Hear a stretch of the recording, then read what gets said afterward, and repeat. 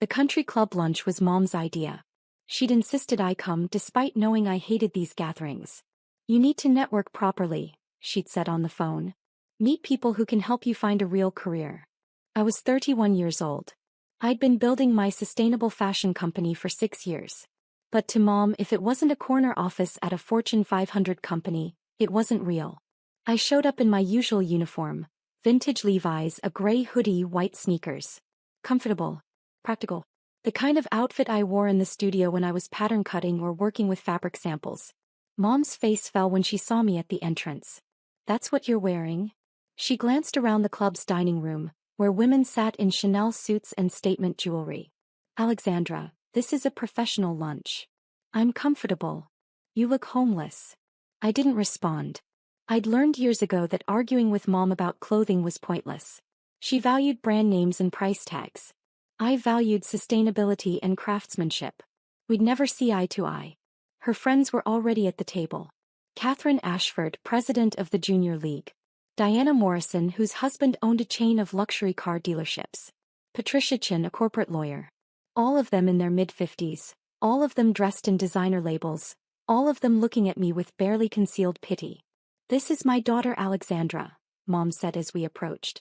Her tone carried an apology. She's between opportunities right now. I run my own company, I corrected quietly.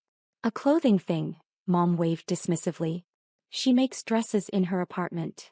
I design sustainable fashion. We manufacture ethically in Portugal and Guatemala. Catherine smiled politely. How nice. A hobby business. It's not a hobby. Of course not, dear. Diana patted my hand. I'm sure it keeps you busy. But have you thought about what you'll do when you're ready for a real career? My husband's company is always looking for administrative assistants. I took a sip of water and said nothing. Mom launched into her usual narrative. Alexandra had such promise. She went to Parsons, graduated top of her class. We thought she'd work for Ralph Lauren or Oscar de la Renta. Instead, she's been struggling for years with this startup that hasn't gone anywhere. We did $4.7 million in revenue last year, I said calmly. Mom laughed. Alexandra, don't exaggerate. You work out of your apartment. I work out of a 12,000 square foot studio in Brooklyn. We have 34 employees. 34. Patricia raised an eyebrow. That's impressive for a small operation. It's not sustainable, Mom interjected. She's burning through savings. I keep telling her to apply to real fashion houses. She could be an assistant buyer somewhere, maybe work her way up. I'd heard this speech before. Thanksgiving. At Christmas. At my cousin's wedding last summer. The narrative never changed. I was struggling, directionless, wasting my potential on a pipe dream. The truth was more complex. 6 years ago, I'd left my position as an assistant designer at a major fashion house after witnessing the industry's waste firsthand. The overproduction, the textile dumping, the worker exploitation in developing countries. It had made me physically sick. So I'd started small. Very small. 10 pieces made from organic cotton and deadstock fabrics, sold through an Instagram account. I'd done everything myself. Design, pattern making, sewing, photography, customer service, shipping. The first year, I'd made $23,000 in revenue and netted maybe $8,000 after materials and shipping. Mom had called it playing dress up. But I kept going. Refined the designs. Built relationships with ethical manufacturers. Developed a supply chain focused on low-waste production and fair wages. Grew the Instagram following from 500 to 50,000 to 280,000. Year 2, $180,000 in revenue. Mom said I was barely breaking even. Year 3, $890,000. Mom said it was unsustainable growth. Year 4, $2.1 million. Mom said I was lucky the pandemic made people shop online. Year 5, $3.8 million. Mom said it was probably a bubble. Year 6 just ended 3 months ago. $4.7 million with 32% profit margins and a wait list of 15,000 customers. But Mom had never visited the studio. Never asked to see the financial statements. Never attended any of the industry panels I'd spoken on or the sustainability conferences where I'd been a keynote speaker. She'd decided 6 years ago that I was failing, and no amount of evidence would change her mind. The problem, Catherine was saying, is that young people today don't understand the value of stability. They want to be entrepreneurs without putting in the years at established companies first. Alexandra never learned patience, Mom agreed. She wanted success immediately. I'd been working 16-hour days for 6 years, but I didn't mention that. Diana leaned forward conspiratorially. My daughter went through a similar phase. She wanted to be a photographer. We finally convinced her to go to law school. She's much happier now with a stable career. That's what I keep telling Alexandra, Mom said. Get a stable job. Save money. Maybe in 10 years when you're financially secure, you can explore this clothing thing as a side project. I am financially secure. Mom laughed again, that tinkling dismissive sound. Darling, you work out of your apartment. I work out of a studio. A 12,000 square foot studio that I own. I bought the building last year. Silence. You bought a building? Patricia's eyebrows rose. In Brooklyn. It's a former textile factory. We use the ground floor and first floor for production and design. I'm renovating the upper floors into a showroom and event space. Mom's smile tightened. Alexandra, this fantasy is getting concerning. You can't just claim to own buildings. I'm not claiming. I own it. $2.3 million purchase price, 40% down payment, mortgage for the rest. Where would you even get? Mom stopped. You know what, this is exactly what I'm talking about. This compulsive lying about success. It's unhealthy. I set down my water glass carefully. I'm not lying. Then show us proof. Diana's tone was kind but skeptical. Surely if you'd actually purchased a building, you'd have documentation? I could have pulled out my phone. Shown them the deed, the mortgage statements, the photos of the studio. But I'd learned something over the years. People who'd decided you were failing didn't want to see evidence of success. They wanted to be right more than they wanted the truth. Believe what you want, I said quietly. See. Mom turned to her friends. She can't back it up because it's not real. I've been worried about her for years. This detachment from reality. Mrs. Ashford? A young woman approached the table, probably early 20s, dressed in business casual. I'm so sorry to interrupt, but I had to say, your daughter's work is incredible. I've been following her brand for 3 years. I'm wearing one of her pieces right now.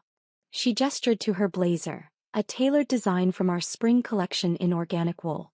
Retail price, $485. Mom blinked. You know Alexandra? Everyone in fashion knows Alexandra Ashford. She's revolutionizing sustainable design. I'm in the Parsons graduate program, and we study her supply chain model in our ethics course. That's nice, Mom said faintly. The young woman turned to me. I'm Emma. I've applied to intern with your company 3 times. I know the competition is intense, but I wanted you to know. Your work inspires me every day. Thank you, I said. Email me directly. Include your portfolio. We're always looking for people who care about the mission. Emma's face lit up. Really? Oh my God, thank you. She pulled out her phone, hands shaking slightly. Can I get a photo? My classmates won't believe this. After she left, the table was quiet. Catherine cleared her throat. So you do have some kind of following? She has 280,000 Instagram followers, Patricia said, scrolling on her phone. And oh, there's an article here from Business of Fashion. Alexandra Ashford, the quiet revolutionary reshaping sustainable luxury. Mom reached for Patricia's phone. Let me see that. There are dozens of articles, Patricia continued scrolling.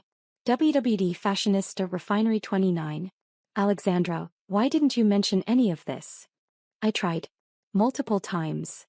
Mom was reading the Business of Fashion article, her face unreadable. This says your company is valued at $15 million. That was last year's estimate.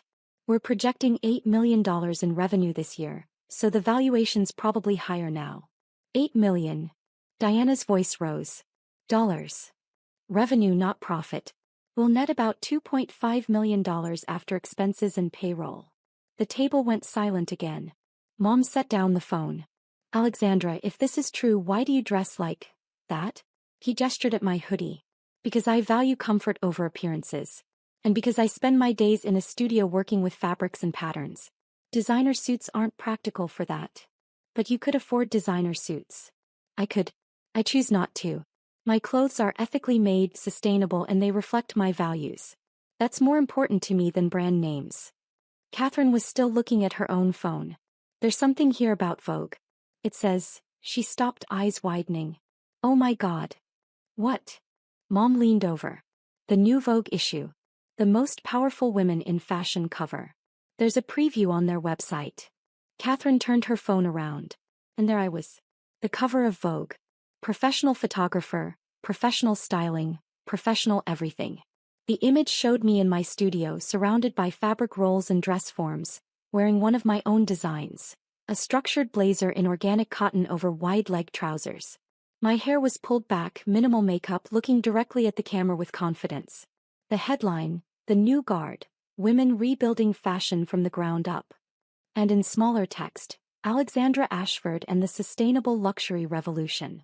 Mom's face had gone completely white. That's you, Diana whispered. On the cover of Vogue. One of 6 covers, I said quietly. They shot 6 different women for the issue. Mine is the sustainability-focused cover. You're on the cover of Vogue, Catherine repeated as if saying it again would make it make sense. The actual cover. The issue releases next week. The editorial team reached out 4 months ago. They've been working on the feature since January. Patricia was reading from her phone. The article is already posted online. It says you're one of the most influential designers under 40. It calls your business model, the future of ethical fashion. Mom hadn't moved. She was staring at Catherine's phone, at my image on the Vogue cover, as if it might disappear. Why didn't you tell me? She asked finally. I did. For months ago when Vogue first contacted me. You said I was being scammed and that Vogue would never feature a hobby business. I don't remember that. You also said the photo shoot was probably for some small online publication that was pretending to be Vogue. Silence. Mom, I've been trying to tell you about the company's success for 6 years. Every time you've dismissed it. You've called it a hobby, a phase, a pipe dream. You've told your friends I'm unemployed. You've offered to get me interviews for administrative assistant positions. You've never once asked to see the financial statements, visit the studio, or attend any of the industry events where I've spoken. But you never showed me proof. You never wanted to see proof. You decided I was failing and nothing I said mattered because you'd already made up your mind. Catherine set down her phone carefully. I think I need to apologize. We all do. We made assumptions. Based on Mom's narrative, I said. Which wasn't based on facts. It was based on what she wanted to believe about me. Mom's hands were shaking. I was trying to protect you. I've seen so many young people waste years on startups that fail. I didn't want you to be hurt. So instead of supporting me, you publicly humiliated me, told everyone I was directionless and unemployed, offered me administrative assistant jobs. I didn't know. Because you didn't ask. Because you saw the hoodie and the lack of designer labels and decided that meant I was struggling. You never considered that maybe I was succeeding on my own terms, in my own way.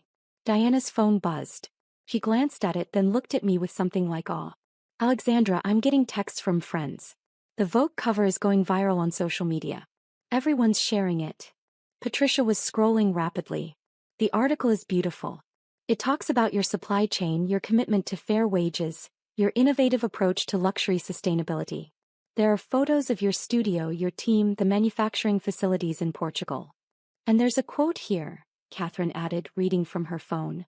My mother thought I was failing because I chose purpose over prestige. I built a multimillion-dollar company while she told people I was unemployed.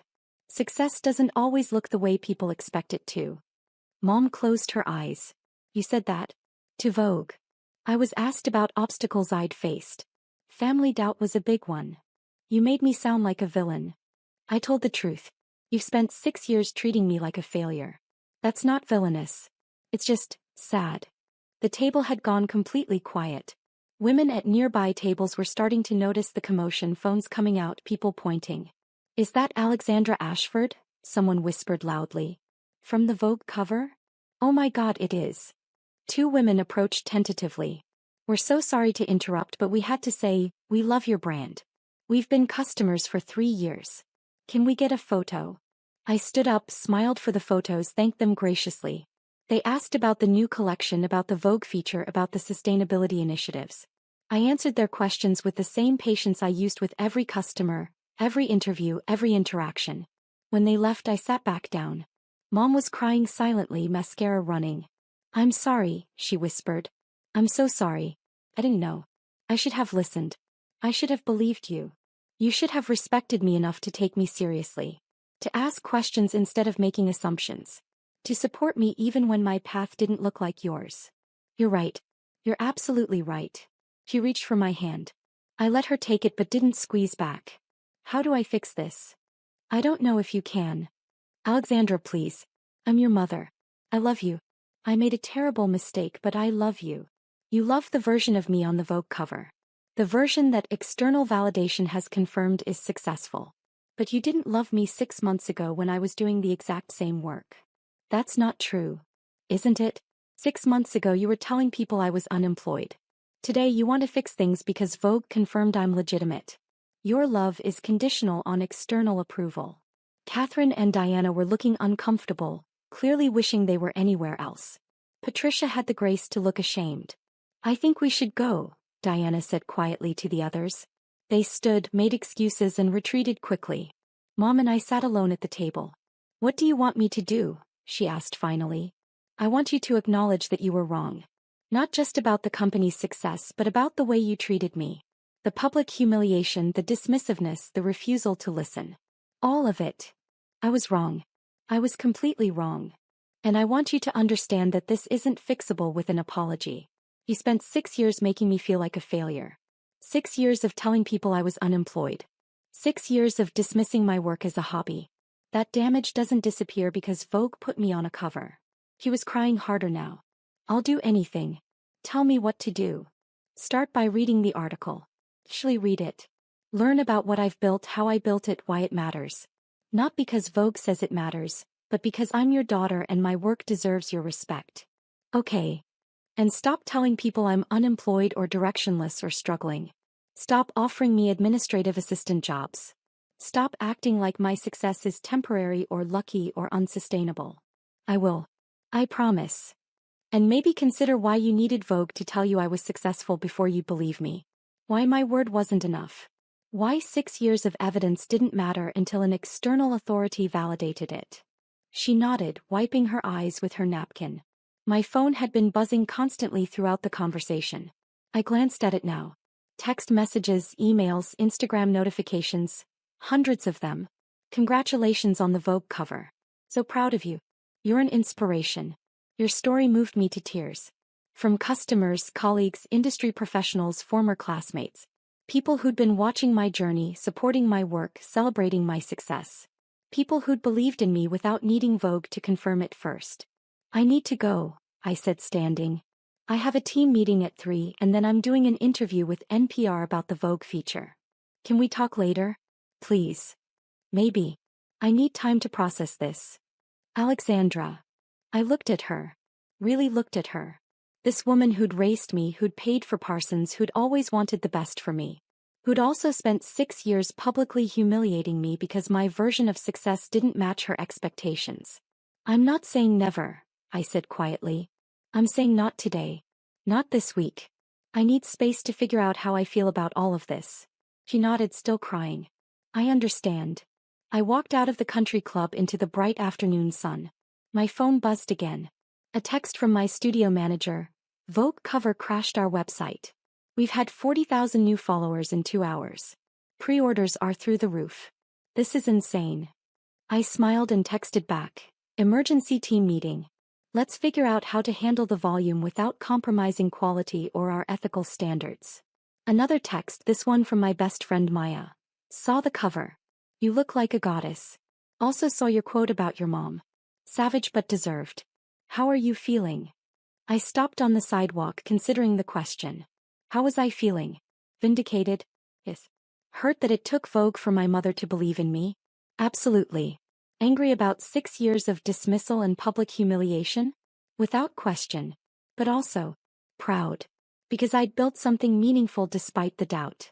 Because I'd stayed true to my values even when it would have been easier to conform to expectations. Because I'd created jobs, changed lives, and proven that ethical fashion could be profitable. And that pride, That deep, unshakable pride in what I'd built, that existed completely independent of the Vogue cover. I'd been successful yesterday before the cover released. I'd be successful tomorrow regardless of whether anyone else recognized it. That was the real revelation. Not the Vogue feature. Not Mom's tearful apology. Not the viral social media attention. The revelation was that I'd never needed their validation in the first place.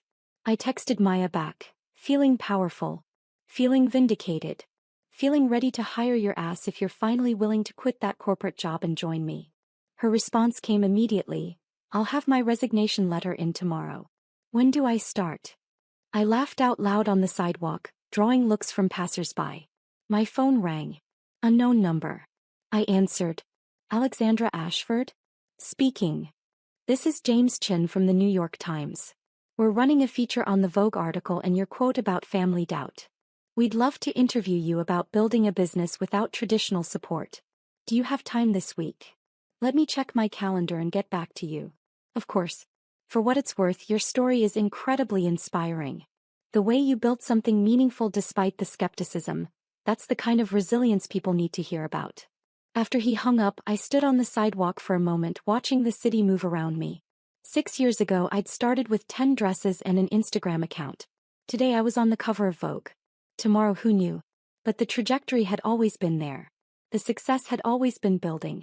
The only thing that had changed was other people's awareness of it. I'd learned something important over these 6 years. External validation feels good, but it's unreliable. Today Vogue put me on a cover. Tomorrow, someone else would be the fashion industry's favorite story. That's how the news cycle worked. But the company, the real, tangible business with employees and customers and impact, that was permanent. That was what I'd built. That was what mattered. Not the Vogue cover. Not Mom's approval. Not the viral social media attention. The work. The mission. The daily effort of building something meaningful. That was success. And I'd known it all along. Even when no one else did. I walked toward the subway, phone still buzzing with notifications. Another text from Maya. I'm serious about joining you. I've been watching you build something incredible while everyone doubted. I want to be part of that. I smiled and typed, first meeting Monday. Prepare for the chaos. We're about to scale fast. Can't wait. At the subway entrance, I paused and looked back at the country club. Mom was probably still sitting at that table processing everything. Her friends were probably calling everyone they knew, sharing the news about the daughter they'd pitted an hour ago. I felt a moment of sympathy for her.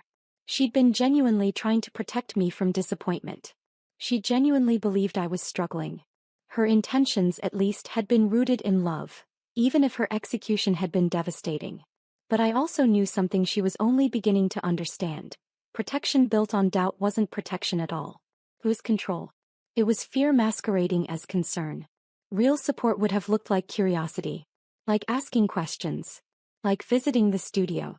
Like believing me when I explained what I was building. Real support wouldn't have required Vogue to confirm I was legitimate. My phone buzzed again. This time a text from Mom. I read the article. All of it. Including the part about me. You were right. About everything. I'm sorry. I'm so sorry. I love you. I stared at the message for a long moment. Then I typed, I love you too. But love isn't enough. I need respect. I need you to believe in me without requiring external validation. That's going to take time to rebuild. Her response was immediate. I understand. Take all the time you need. I'll be here. I put the phone in my pocket and descended into the subway. The train was crowded, but I found a spot by the door. A woman across from me was reading something on her phone, then looked up suddenly, eyes widening. Are you Alexandra Ashford? Yes. From the Vogue cover? I just saw it. Oh my God. She turned to her friend. This is the designer I was telling you about. The sustainable fashion one. Her friend pulled out her phone, found the cover and gasped. That's amazing. Can we follow you on Instagram? I gave them my handle, answered questions about the new collection, recommended pieces for their body types and style preferences. They thanked me profusely and went back to their phones, probably ordering from the website immediately. That was the real success. Not the cover itself, but what it represented. Connection with people who cared about the mission. People who wanted to shop ethically, dress beautifully, and support businesses that aligned with their values. I'd built a community. a movement even. And that was worth more than any magazine cover could ever be. The subway reached my stop. I exited into Brooklyn, walking the familiar route to the studio. As I approached the building, my building, the one I owned, I could see lights on in the windows. My team was already there, probably managing the website crash, fielding customer service inquiries, coordinating with manufacturers about increased production. I pulled out my keys and unlocked the door. Inside the studio was organized chaos. Fabric samples everywhere, dress forms with half-finished designs, computers open to order management systems, phones ringing constantly. "She's here," someone shouted. My team erupted in applause. "Have you seen the numbers?" my studio manager called out. "We've done more business in 4 hours than we did all of last month." "Have we maintained production standards?" I asked, hanging up my jacket. "Yes. We're not accepting orders we can't fulfill ethically. But the wait list has grown by 8,000 people since this morning." "Good. Let's talk about scaling production without compromising our supply chain relationships." "Conference room in 5 minutes." As I walked through the studio, team members congratulated me, hugged me, showed me social media posts celebrating the cover. These people, who'd believed in the mission before Vogue, who'd worked long hours for fair wages, who'd helped build something meaningful, they were my real validation. In the conference room, I pulled up our production spreadsheets and financial projections. "Okay," I said to the assembled team. "Let's be smart about this. The Vogue cover is incredible exposure, but it's temporary. What we need is sustainable growth that maintains our values. How do we scale without exploiting workers or compromising quality?" For the next 3 hours we strategized. Contacted our manufacturing partners in Portugal and Guatemala to discuss capacity. Reviewed applications from potential new suppliers who met our ethical standards. Planned hiring for the studio. Projected cash flow for the next year. It was the work I loved. The real work, beneath the glamour of magazine covers and viral moments. Building something that mattered. By the time I left the studio at 8 p.m. we had a plan. Careful, ethical scaling. No shortcuts. No compromising the mission for quick growth. My phone buzzed with another text from Mom. "Your father and I would love to take you to dinner this weekend. To celebrate properly. And to apologize properly. Would you be willing?" I thought about it as I walked to the subway. 6 years of dismissal didn't disappear with one apology. The hurt was real. The damage was done. But she was trying. And maybe that was enough to start rebuilding. I typed, "Sunday, 6 p.m. You choose the restaurant." "But Mom, this isn't about the Vogue cover. It's about you understanding and respecting the work I've been doing all along. Can you do that?" Her response came quickly, "Yes. I promise. I'll spend all week reading about your company. Everything I should have read years ago." "Hey. Sunday then." I put the phone away and boarded the train home. The woman next to me was reading Vogue's online article on her tablet. I could see my own face on her screen, the studio photos, the quotes about building ethical fashion despite skepticism. She looked up and caught me watching. "Sorry," I said. "That's just strange to see." He glanced at the screen, then at me, then back at the screen. "Wait. Are you— oh my God. You're her. You're Alexandra Ashford." "Yes. This article is incredible. I've been reading your story. The part about your family doubting you, that really resonated. I'm starting my own business and my parents think I'm crazy." "Are you passionate about it?" "Completely." "Then trust yourself. External validation will come eventually, but it won't mean as much as you think. The real validation comes from building something you believe in." She nodded slowly. "Thank you. I needed to hear that." The train reached my stop. I stood to leave and the woman touched my arm. "For what it's worth," she said, "you're right about the external validation. But it must feel good to prove them all wrong." I smiled. "It does. But I already knew I was right. The Vogue cover just made it public." I exited the train and walked to my apartment. A modest one-bedroom in Brooklyn that I'd kept even after the company became profitable. I could have afforded something bigger, fancier. But I liked the simplicity. The reminder of where I'd started. Inside, I made tea and sat by the window looking out at the Brooklyn skyline. My phone buzzed one more time. A text from my former professor at Parsons. "Saw the Vogue cover. Always knew you'd change the industry. Proud of you, Alexandra. You stayed true to your vision even when it was hard. That's real success." I set the phone down and sipped my tea. Tomorrow the work would continue. More orders to fulfill, more strategic decisions, more building. The Vogue cover would fade from the news cycle. The viral moment would pass. The attention would move elsewhere. But the company, the real, tangible business built on ethics and craftsmanship and purpose, that would remain. And that was what mattered. Not mom's validation. Not the Vogue cover. Not the country club's sudden respect. Just the work. The daily, unglamorous, essential work of building something meaningful. That was the real story. That was the real success. And I'd known it all along.